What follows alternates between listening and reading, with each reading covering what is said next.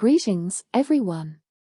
Today, I'm here to guide you through incorporating UDP configurations into the HTTP Custom VPN application.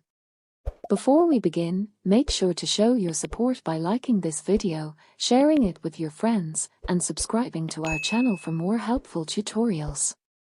To start, head to the Play Store and download the HTTP Custom VPN application.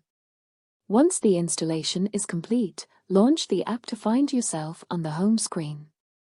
Next, ensure that the UDP settings are activated by toggling the UDP box.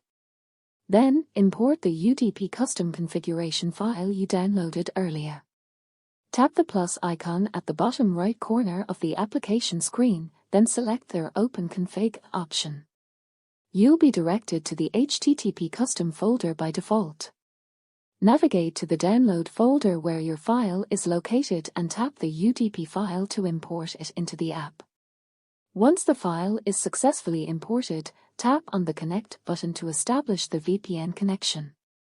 By following these simple instructions, you can seamlessly import UDP configurations into your HTTP Custom VPN.